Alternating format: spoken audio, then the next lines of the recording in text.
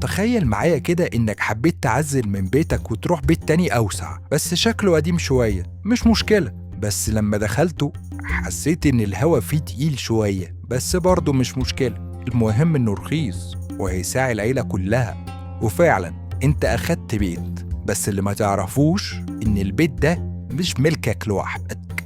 النهاردة هنحكي مع بعض القصة الحقيقية لفيلم ذا كونجرينج وعائلة بيرون اللي عاشوا في البيت المسكون بكائنات مش عادية. ودول مش أي كائنات، إحنا هنتكلم عن ساحرة وأشباح بين الغرف وصوت بيهمس في ودانك وحاجات كانت بتحصل فعلياً أغرب من الخيال.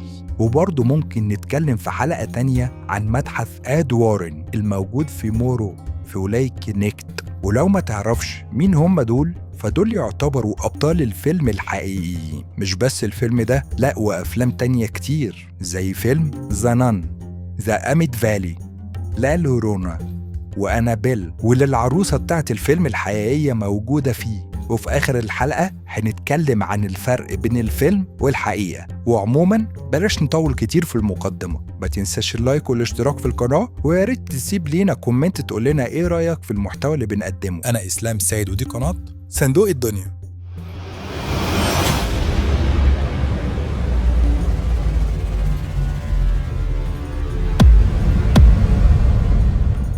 في سنة 1971 روجر وكارولين بيرون وكان معاهم بناتهم ال5 راحوا البيت الجديد بتاعهم الموجود في هاريسفيل رود آيلاند. البيت كان قديم شوية من القرن ال18، وكان فيه كده تقريبا تاريخ غامض وشوية حاجات غريبة بتحصل. المهم إن أول يوم في البيت عدى عادي خالص، مفيش أي مشكلة. لكن تاني يوم ابتدى الوضع يتغير واحدة واحدة. بقى في حاجات بتتحرك لوحدها من مكانها زي الكراسي والأبواب، وأحياناً لعب البنات كانت بتختفي وتظهر في مكان تاني في البيت. ده غير بقى ريحة مش حلوة بتظهر فجأة في أوض معينة، وكأن في حاجة ميتة جوه. وابتدى الوضع يسوء أكتر. بقت البنات بتحس إن في حاجات بتشدهم من شعرهم أو حد بيهمس في ودانهم بالليل. وروجر وكارولين كانوا بيقولوا إن دايماً الساعة 3:07 الفجر كانت دي دايماً لحظة الرعب، وكل الحاجات الغريبة بتحصل في الوقت ده بالذات.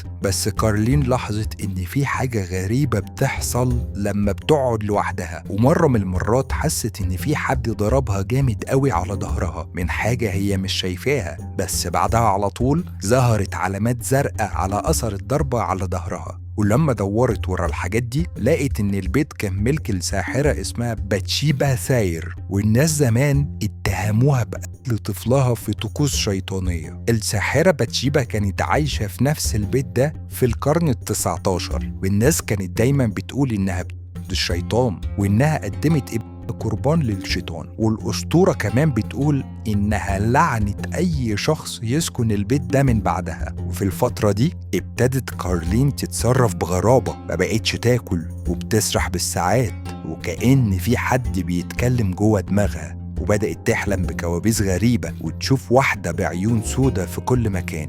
وبيبتدي يظهر معانا في القصة أدوارد ولورين المتخصصين في الظواهر الخارقة. المهم إنهم جم يحققوا في القضية دي. ولورين أول ما دخلت البيت حست بطاقة غريبة وقالت إن في كيان هنا بيستهدف كارولين بالتحديد. وأدوارد قرر إنه يعمل جلسة لطرد الأرواح اللي جوه البيت.